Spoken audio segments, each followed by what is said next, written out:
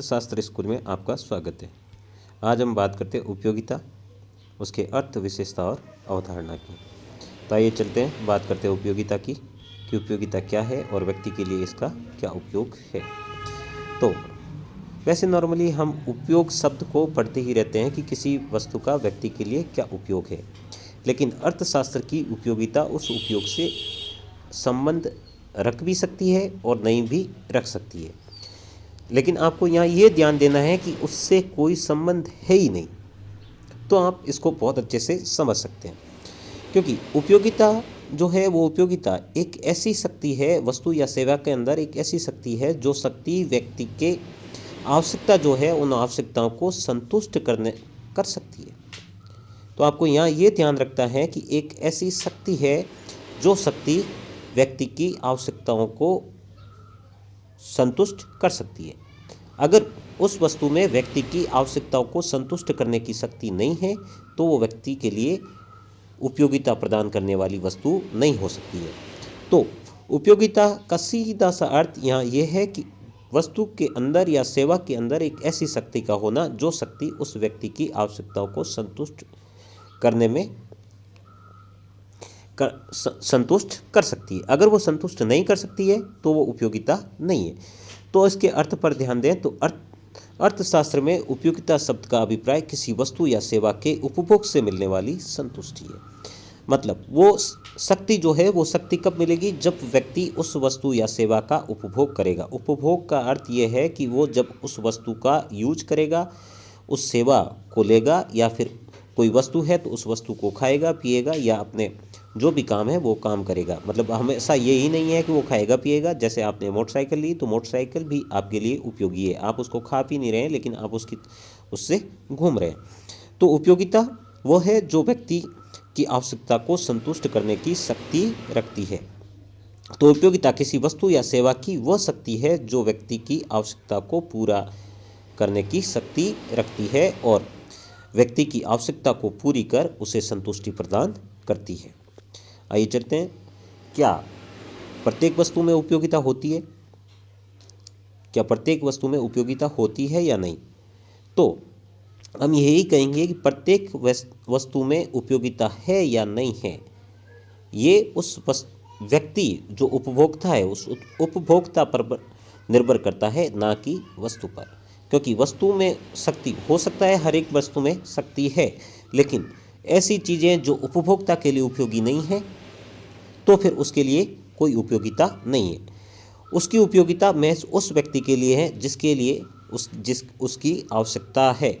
For example medicines उनके लिए उपयोगी है जिन्हें उनकी आवश्यकता है, लेकिन एक स्वस्थ व्यक्ति को मेडिसिन की बिल्कुल भी आवश्यकता नहीं है। या फिर कोई दूसरी बीमारी से ग्रसित व्यक्ति है, उसे किसी और बीमारी की मेडिसिन की आवश्यकता नहीं है। तो उपयोगिता ऐसे नहीं है कि हर एक वस्तु की उपयोगिता है, क्योंकि उपयोगिता व्यक्ति के आवश्यकता पर निर्भर है। तो इस कारण हर एक चीज़ में उपयोगिता है ऐसा समझा नहीं जा सकता है। और दूसरी बात, जो व्यक्ति उपभोग कर रहा है उस व्यक्ति के लिए भी उसकी उपयोगिता है। कब है? जब उसकी आवश्यकता है। और हालांकि ये भी नहीं है कि उस व्यक्ति के लिए उस वस्तु की आवश्यकता है कि उसे आवश्यकता है तो वो उसके लिए उपयोगी है, भले ही वो उसके लिए सकारात्मक है या नकारात्मक है। उसके उपभोग से उसे कोई लाभ हो रहा है या नहीं हो रहा है। अगर लाभ हो रहा है तो भी ठीक, नहीं हो रहा है तो भी ठीक, लेकिन उसकी आवश्यकता है तो उसके लिए वो उपयोगी हो सकती है। तो उपयोगिता ऐसा इस कारण है कि उपयोगिता सकारात्मक और नकारात्मक दो तरह की दोनों रूपों में पाई जाती है।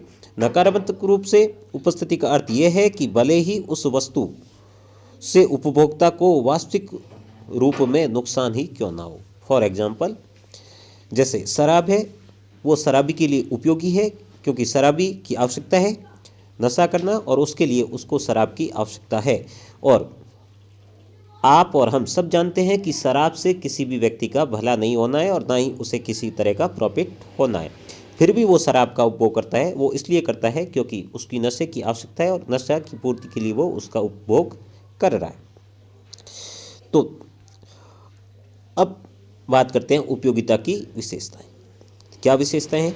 तो सबसे पहली विशेषता, उपयोगिता एक सापेक्षिक शब्द है। सापेक्षिक शब्द का अर्थ यह है की उपयोगिता रिलेटिव है।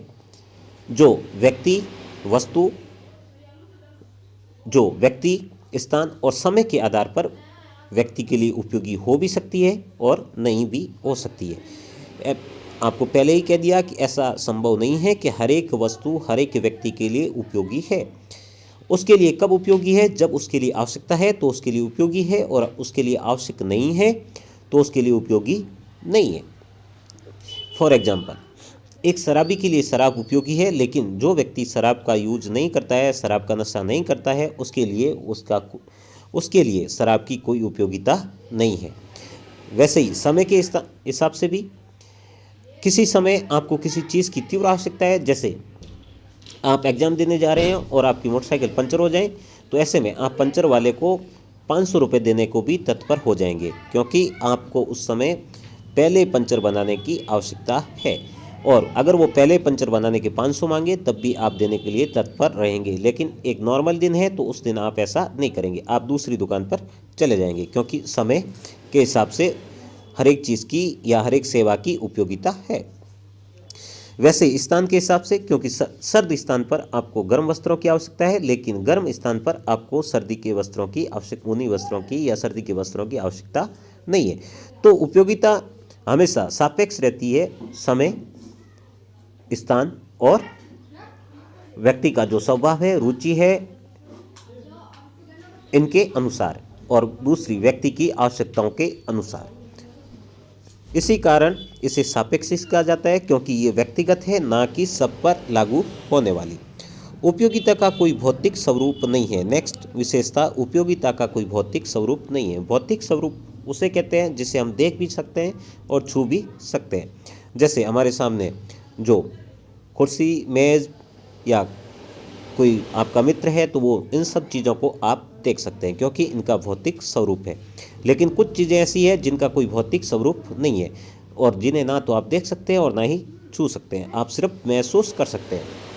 फॉर एग्जाम्पल, उदाहरण के तौर पर हवा को सिर्फ आप महसूस कर सकते हैं, ना तो इसे देख सकते हैं और ना इसे छू सकते हैं। अगर कोई आपको कहे कि हवा का चित्र बनाओ, तो आप नहीं बना सकते, क्योंकि हवा का कोई वास्तविक स्वरूप है नहीं। तो ऐसे में उसका चित्र बनाना संभव नहीं है। उपयोगिता, नेक्स्ट, उपयोगिता का संबंध हितकारिता से नहीं। उपयोगिता का संबंध व्यक्ति के हित से नहीं है। ऐसा नहीं है कि हर एक व्यक्ति जो चीज़ का उपभोग कर रहा है, उसके उपभोग करने से उसको बेनिफिट ही होगा, उसको लाभ ही होगा, या उसका कोई हित होगा, ऐसा नहीं है। जैसे शराबी जो शराब का उपभोग कर रहा है, उससे उसको क्या लाभ होगा? कुछ भी लाभ नहीं हो रहा है। उससे उसकी सेहत पर बुरा प्रभाव पड़ता है, फिर भी वो उसका उपभोग करता है, क्योंकि उसके लिए नशीली चीज़ों की आवश्यकता है और नशीली चीज़ें उसे संतुष्टि प्रदान कर रही है। इस कारण हम कह सकते हैं कि उपयोगिता का संबंध व्यक्ति की हितकारकता से नहीं है। नेक्स्ट, ये वास्तविक उपभोग पर निर्भर नहीं करती है। उपयोगिता व्यक्ति ने क्या उपभोग किया, कितना किया, इस पर निर्भर नहीं करती है। मतलब आपने अधिक उपभोग किया तो आपको अधिक उपयोगिता प्राप्त होगी, और आपने कम उपभोग किया तो आपको कम उपयोगिता प्राप्त होगी, ऐसा नहीं है। क्योंकि उपयोगिता का संबंध व्यक्ति के उपभोग से नहीं, बल्कि उसकी आवश्यकता और आवश्यकताओं की संतुष्टि से। तो उसकी कितनी आवश्यकता थी, उसकी जो आवश्यकता थी, उस आवश्यकता के अनुसार उसने जो भी उपभोग किया, उस पर उसकी वास्तविकता निर्भर करेगी, ना कि उसके वास्तविक उपभोग पर। उसकी आवश्यकताएं अधिक हैं तो उसके लिए उपयोगिता अधिक है, और उसकी आवश्यकताएं कम हैं तो उसके लिए उपयोगिता कम है। आप खाना खा लेते हैं, उसके बाद आपको कोई खाना ऑफर करता है, तो आपके लिए हो सकता है कि वो उसकी उपयोगिता आपके लिए शून्य भी हो सकती है, और हो सकता है ऋणात्मक भी हो सकती है, क्योंकि आप खाना खाने के बाद और खाना खाएंगे तो हो सकता है आपका पेट खराब हो जाए। लेकिन आप भूखे हैं, उस समय आपको कोई खाना ऑफर करे तो आपके लिए उसकी उपयोगिता अधिक है। तो इस कारण हम कह सकते हैं कि उपयोगिता जो है वो वास्तविक उपभोग पर निर्भर करने की बजाय व्यक्ति की आवश्यकताओं और उसकी संतुष्टि पर निर्भर करती है। नेक्स्ट, उपयोगिता त्याग के बिना असंभव। उपयोगिता का सीधा संबंध व्यक्ति द्वारा जो खरीदा जा रहा है उसके लिए क्या मूल्य चुकाया जा रहा है। उसके द्वारा मूल्य चुकाया जा रहा है तब वो उसके लिए उपयोगी है, और उसके द्वारा मूल्य नहीं चुकाया जा रहा है तो उसके लिए उपयोगी नहीं हो सकती है। तो उपयोगिता जो है वो त्याग से जुड़ी हुई है। उपयोगिता, जब व्यक्ति कोई चीज़ निःशुल्क लेता है तो समझ लीजिए उसके लिए उसकी उपयोगिता ना के बराबर है। नेक्स्ट और लास्ट, उपयोगिता को निष्पक्ष रूप से मापन संभव नहीं है। जब उपयोगिता का कोई स्वरूप ही नहीं है, ना तो जिसे हम देख सकते हैं और ना ही छू सकते हैं, तो ऐसे में इसे लीटर, मीटर या इंच में माप नहीं सकते हैं। जैसे हम बाकी जो चीज़ें हैं, जैसे द्रव्यों को लीटर में माप लेते हैं और जो पदार्थ है उनको हम क्या करते हैं, तोल लेते हैं, तो वैसे उपयोगिता दिखने वाला नहीं है तो दिखती नहीं है, तो ऐसे में हम लीटर, मीटर या इस तरह से नहीं माप सकते हैं। हाँ, ऐसा हम कह सकते हैं कि मुझे इसकी उपयोगिता अधिक है और मुझे इसकी उपयोगिता कम है, तो उसकी कोई रैंकिंग कर सकते हैं और कम ज़्यादा कह सकते हैं, लेकिन ऐसा नहीं है कि हम उसे माप ही ले। जैसे पानी और चीनी को मापा जाता है और तोला जाता है, वैसे माप तोल नहीं कर सकते हैं। अब बात करते हैं उपयोगिता की अवधारणाओं की, क्योंकि उपयोगिता को हम पहले ही हमने कहा कि उपयोगिता का मापन, वास्तविक मापन संभव नहीं है, फिर भी हम अर्थशास्त्र में काल्पनिक आंकड़ों के आधार पर इसका मापन करते हैं। जैसे उदाहरण के तौर पर आपको बताऊं कि आपने रिसेंट में कोई फेयर एंड लवली का पैकेट खरीदा होगा, तो उसके साथ आपको एक गेज स्केल दिया जाता है, जिसमें यह बताया जाता है कि आपने कितने दिन यूज़ किया फेयर एंड लवली का, और जितने दिन यूज़ करते जाएंगे उससे आपके फेस का जो कलर है वो इस तरह से चेंज होता जाएगा। हालांकि वो स्केल है, देखी जा सकती है, अब उससे होता है या नहीं होता है इसके बारे में मैं बात नहीं करूँगा, मैं सिर्फ आपको एक बता रहा हूँ। वैसे ही गर्मी है, गर्मी को हम फ़ारेनहाइट या डिग्री सेंटीग्रेड में मापते हैं, वैसे ही सर्दी को भी उसी डिग्री फ़ारेनहाइट में मापते हैं और द्रव्यों को लीटर, मीटर में।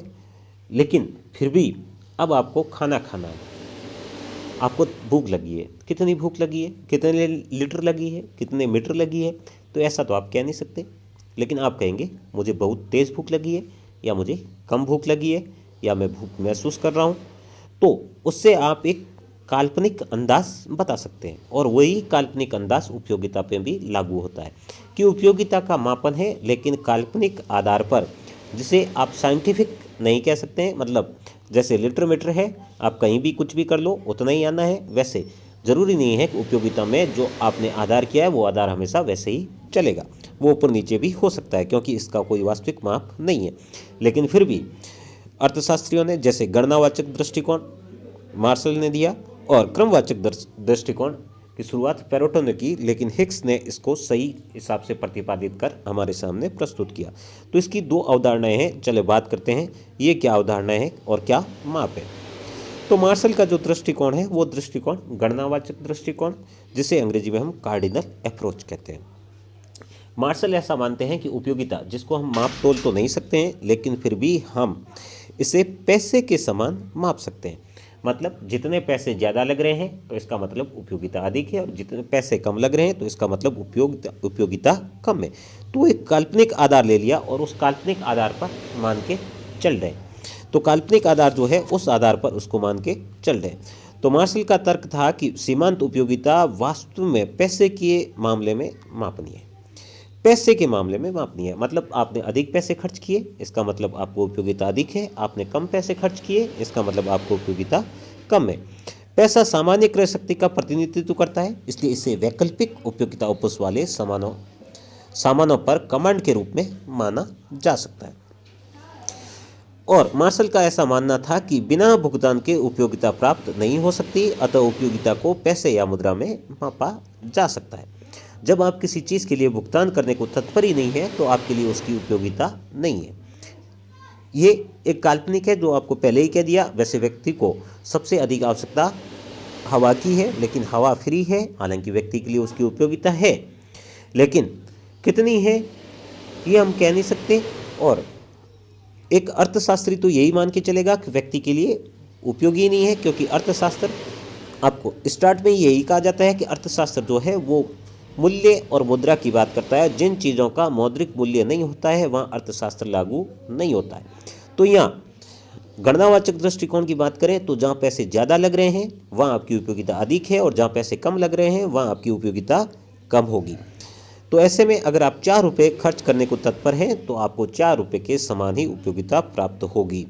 तो यहाँ पे सीधा सा सिस्टम, आपने ज़्यादा पैसे खर्च किए तो आपके लिए ज़्यादा उपयोगिता, और आपने कम पैसे खर्च किए तो आपके लिए कम उपयोगिता। दूसरा दृष्टिकोण है जो हिग्स और पेरेटो द्वारा प्रतिपादित किया गया है, जिसे हम बोलते हैं क्रमवाचक दृष्टिकोण। क्रम, और इंग्लिश में इसको बोलते हैं हम ordinal approach. Ordinal means order. Order में जैसे आपने छोटी क्लासों में पढ़ा होगा, arrange these numbers in order. तो ऑर्डर मतलब एक के बाद एक के बाद एक, ऑर्डर। तो ऑर्डर में अरेंज करना। तो ये ऑर्डर वही है कि किसी चीज़ को आप खरीदने के बाद आपको जो संतुष्टि, ज़्यादा संतुष्टि देती है उसको पहले रखें, और जो कम संतुष्टि दे रही है उसे बाद में रखें। वैसे ही आप जब कोई ऐप प्ले स्टोर से ऑनलाइन स्टोर करते हैं तो उस वक्त आपको सामने आपको उस ऐप की रैंकिंग करने के लिए कहा जाता है, या उस ऐप को हम स्टार देते हैं। तो वो स्टार जो है वो एक तरह से क्रमवाचक दृष्टिकोण है, जिसमें आपको बहुत अच्छा लगा आपने 5 स्टार दे दिए, आपको बहुत बेकार लगा आपने 1 स्टार दे दिए। ऑर्डर दे दिया, आपने एक सीरीज बना दी, उस सीरीज के हिसाब से चल रहे हैं। तो संतुष्टि को संख्याओं में माना जाना संभव नहीं होता, बल्कि उसे क्रमिक रूप से मापा जाता है। ये ज़्यादा बढ़िया है और ये कम बढ़िया। तो जब हम शर्ट खरीदने जाते हैं तो 2 शर्ट को हम कितना उपयोगी है उसको हम संख्या में नहीं मापते हैं। ये अच्छा दिख रहा है और ये इससे कम अच्छा दिख रहा है, तो आपने क्या किया, ऑर्डर दे दिया। तो इस तरह से जब आप किसी चीज़ की उपयोगिता का भी मापन करेंगे तो वो आपका जो दृष्टिकोण है वो दृष्टिकोण क्या हो जाएगा, क्रमवाचक दृष्टिकोण। अब गणनावाचक और क्रमवाचक दोनों में कई बार कंफ्यूजन हो जाता है कि दोनों एक जैसे ही दिख रहे हैं, क्या इसमें कोई डिफरेंस है या नहीं है। तो हम उनके डिफरेंस की बात कर लें ताकि आपको पता चल जाए कि इन दोनों में वास्तविक रूप में क्या अंतर है। तो गणनावाचक दृष्टिकोण और क्रमवाचक दृष्टिकोण में क्या अंतर है। तो कॉर्डिनल और ऑर्डिनल में क्या डिफरेंस है। तो सबसे पहले प्रणाली की बात करें तो गणनावाचक है मात्रात्मक प्रणाली और वो गुणात्मक प्रणाली। मतलब उसमें मात्रा है, मतलब वो जितने रुपए खर्च किए उतनी उपयोगिता मिली। मतलब 4 रुपये आपने खर्च किया तो आपको उपयोगिता क्या मिल रही है, फॉर यूटिल। तो आपने वो जो फॉर है वो क्या है, एक मात्रा है, एक संख्या है, तो वो संख्यात्मक प्रणाली है। मतलब वहाँ आप उपयोगिता को किस में मापन कर रहे हैं, एक संख्या में, एक मात्रा में। लेकिन क्रमवाचक में आपने क्या किया कि ये ज़्यादा उपयोगी है और ये कम उपयोगी है। तो आपने वहाँ पे उसके लिए कोई मात्रा या संख्या नहीं ली, बल्कि आपने वस्तु के गुण को देखा कि ये ज़्यादा गुणी है और ये कम गुणी है। मतलब ये ज़्यादा उपयोगी है और ये कम उपयोगी है। तो आपने क्या किया, वहाँ पे उस वस्तु के गुण लिए। तो वहाँ पे गुणात्मक प्रणाली है। उसके बाद माप।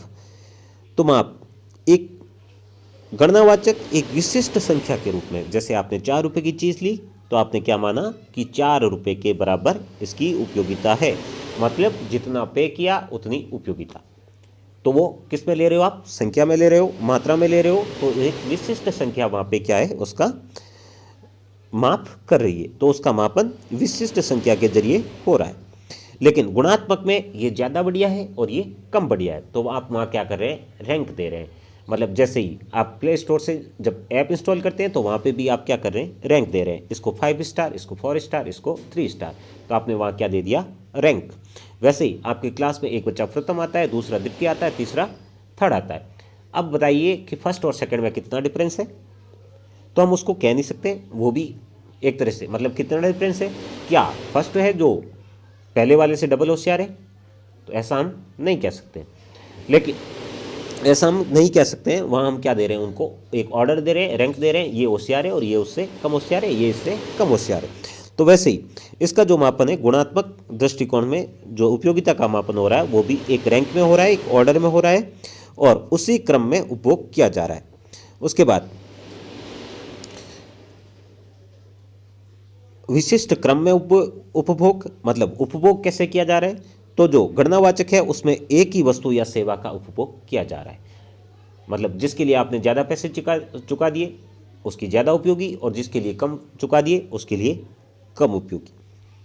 लेकिन क्रमवाचक दृष्टिकोण में एक या एक से अधिक वस्तु होगी तभी आप रैंक कर पाएंगे कि ये ज़्यादा उपयोगी और ये कम उपयोगी।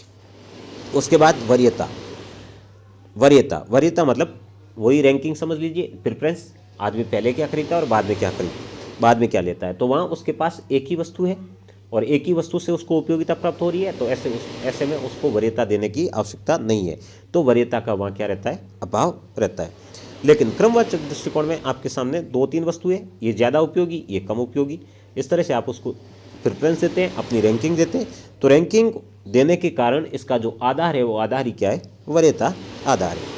उसके बाद तुलनात्मक तुलना। तो गणनावाचक में आपके सामने एक ही वस्तु है और आपको एक ही वस्तु का उपभोग करना है, तो ऐसे में आप तुलना नहीं कर सकते। लेकिन क्रमवाचक में आपके पास 2 वस्तुएं हैं या 2 से अधिक भी है, जो भी है, तभी तो आप कहेंगे ये ज़्यादा उपयोगी, ये कम उपयोगी। तो ऐसे में ज़्यादा उपयोगी है वो फर्स्ट रैंक, और जो कम उपयोगी है उससे वो सेकंड, जो कम उससे भी कम उपयोगी है वो थर्ड। तो ऐसे सीरीज चलती रहती है। तो ये ज़्यादा उपयोगी मतलब आपने जिसको फर्स्ट सेकंड थर्ड बनाया, वो किसके आधार बनाया, उसका आधार क्या है, तुलना। तो यहाँ पे तुलना संभव है। उसके बाद गणनावाचक सार्वभौमिक है और क्रमवाचक सार्वभौमिक नहीं है। सार्वभौमिक का मतलब ये है जो सब जगह लागू हो जाती है, लेकिन क्रमवाचक जो है वो सार्वभौमिक नहीं है, मतलब वो सब जगह लागू नहीं होती है। आप सोच रहे हैं ऐसा क्यों? तो सीधा सा इसका जवाब है कि क्रमवाचक जो है वहाँ पे एक वस्तु है तब भी लागू हो जाएगी, 2 है तो भी लागू होगी, 4 है तब भी लागू होगी। लेकिन आपके पास एक ही वस्तु है तो उस समय क्रमवाचक लागू नहीं हो सकती। क्रमवाचक कब लागू होगी, जब आपके पास मिनिमम 2 होगी, एक पे लागू नहीं हो सकती। इस कारण ये सार्वभौमिक नहीं है। अब उदाहरण से समझे। तो गणनावाचक का उदाहरण, एक आम खाने पर 5 यूटिल और दूसरा आम खाने पर 4 यूटिल की प्राप्ति। मतलब आपने पहला आम खाया तो 5 और दूसरा खाया तो 4। तो पहले की 5 है और दूसरा यूज़ किया तो फिर उससे 4 मिला। ना कि मतलब ऐसा नहीं है कि आपने पहला खाने के बाद दूसरा खाना ही पड़ेगा, क्योंकि दोनों अलग अलग स्वतंत्र है और स्वतंत्रता से दे रहे हैं। क्रमवाचक एक आम की उपयोगिता केले से अधिक है एवं केले की चिक्कू से अधिक है। इस तरह से आप कैलकुलेट करेंगे कि आम जो है वो केले से ज़्यादा उपयोगी है, केला खाने से कम भूख शांत होती है, लेकिन आम खाने से ज़्यादा होती है। आप ऐसा मानते हैं तो आपके लिए आम क्या हो जाएगा, अधिक उपयोगी। और अगर आप मानते हैं केला ज़्यादा उपयोगी है, फ़ायदेमंद है, तो केले से आपको ज़्यादा उपयोगिता प्राप्त होगी। जो आप मानेंगे कि ये ज़्यादा लाभदायक है तो उससे ज़्यादा उपयोगिता, और जो आप मानेंगे ये कम लाभदायक है तो उससे कम उपयोगिता। तो आइए आज यहीं ख़त्म करते हैं, और इसके जो नोट्स है वो नोट्स आपको डिस्क्रिप्शन बॉक्स में एक लिंक के ज़रिए मिल जाएंगे, वहाँ से आप उन नोट्स को ले सकते हैं। और आप हमारे साथ जुड़े रहें। कल हम बात करेंगे कुल उपयोगिता, सीमांत उपयोगिता और औसत उपयोगिता। धन्यवाद मित्रों, तो फिर कल मिलते हैं। धन्यवाद।